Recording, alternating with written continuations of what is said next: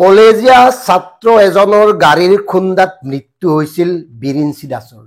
ঘগ্ৰাপাৰ থানাৰ এগৰাকী অমায়িক আৰক্ষী বিষয়া আৰু এই বিশেষ সিংঘাল নামৰ এই ছাত্ৰজন এতিয়া মুকলি আকাশৰ তলত। ৰয়েল গ্লোবেল বিশ্ববিদ্যালয়ৰ দ্বাদশ শ্ৰেণীত পঢ়ি থকা এই ছাত্ৰজনে মহতিয়াই লৈ গৈছিল স্কুটি আৰোহী বিৰিঞ্চি দাসক আৰু লগে লগে মৃত্যু হৈছিল বিৰিঞ্চি দাসৰ। তাৰ পিছত এসপ্তাহৰ বাবেও জেলত থাকিবলগীয়া নহল, তাৎক্ষণিকভাৱে মুক্তি পালে। ভাবক আমাৰ সকলোবোৰ ব্যৱস্থা। কাৰণ এই বিশেষ সিংঘাল হল ব্যৱসায়ী পৱন সিংঘালৰ পুত্ৰ।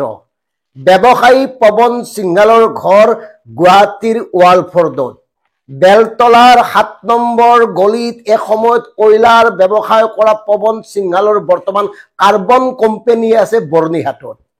আৰু এই পৱন সিংঘালৰ সম্পৰ্ক কাৰ লগত ভাল, এই কথাবোৰ আমাৰ মাননীয় শ্ৰদ্ধেয় সংবাদকৰ্মীসকলে অকমান অনুসন্ধান কৰক। আৰু আচৰিত কথা, বাতৰি কাকতসমূহত এই বিশেষ সিংঘালে অধ্যয়ন কৰা অভিজাত ইউনিভাৰ্চিটি ৰয়েল গ্লোবেল ইউনিভাৰ্চিটিৰ নাম দিবলৈ সাহস কৰা নাই। সাহস কৰা নাই পিতৃৰ নাম উল্লেখ কৰিবৰ কাৰণে। এতিয়া মন কৰক, সাধাৰণ জনতা হলে তেওঁলোকে ক'ৰ পৰা কলৈ বিচাৰি গলহেঁতেন। মনত আছে নহয়, আমাৰ নালিয়াৰ কথা মনত আছে?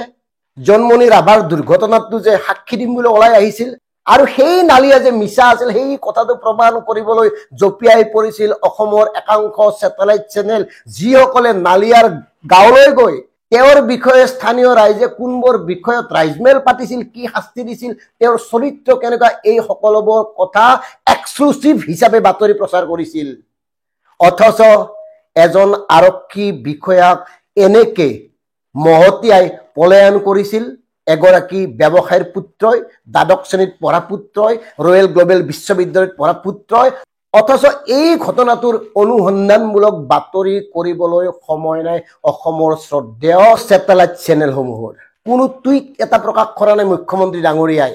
এনে কিছুমান বিশেষ ঘটনাত তাৎক্ষণিকভাৱে টুইট কৰে, ডিজিপি মহোদয়ক নিৰ্দেশ দিয়ে তাৎক্ষণিকভাৱে ব্যৱস্থা গ্ৰহণ কৰিবলৈ। কিন্তু এইটোত সকলোবোৰ মৌনৰ নিৰ্লিপ্ত কিয়?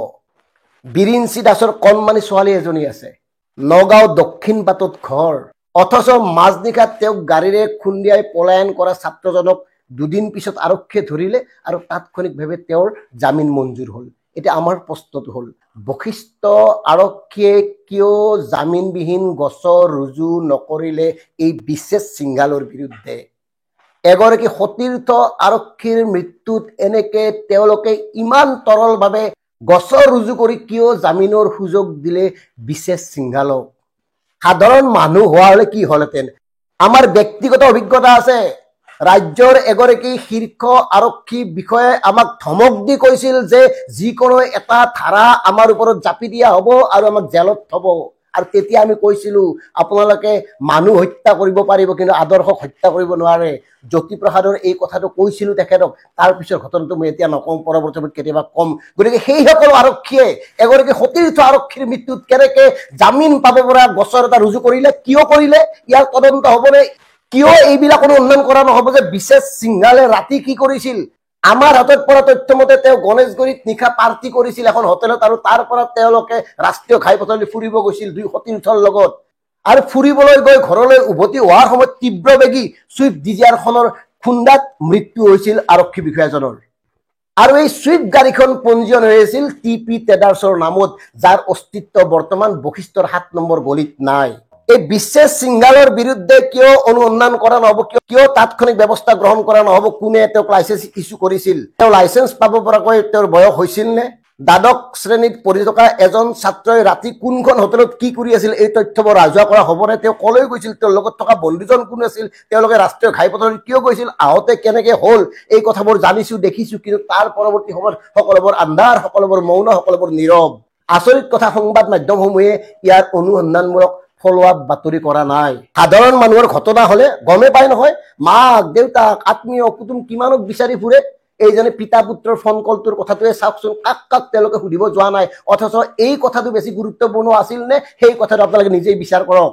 আৰু তাতকে আচৰিত কথাটো হল, তেওঁ আৰক্ষী বিষয়াজনক খুন্দিয়াই থৈ পলায়ন কৰিছিল। মানে হিট এণ্ড ৰান গছৰ, আৰু হিট এণ্ড ৰান গছৰৰ বাবে সলমান খান আজি দৌৰিয়ে আছে, এই কথাৰ প্ৰত্যেকেই জানে। গতিকে এই বিষয়টো অধিক ক্ষিপ্ৰতাৰে যাৱতীয় ব্যৱস্থাৰে যি ধাৰা আচলতে হয় সেই ধাৰা প্ৰয়োগ কৰক মাননীয় ডিজিপি মহোদয়, আৰু আপোনালোকৰ নিৰপেক্ষতাটো প্ৰমাণ কৰক।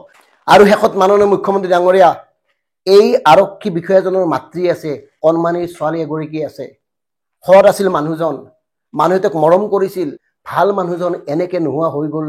অথচ কেনেকুৱা ব্যৱসায়ীৰ দ্বাদশ শ্ৰেণীত পঢ়া ছাত্ৰই মাজনিশা এইবিলাক কৰি থাকিব পৰা হ'ল এইখন অসমত, তাৰপিছতো তেওঁলোকে আৰামত ঘূৰি থাকিব পৰা হ'ল।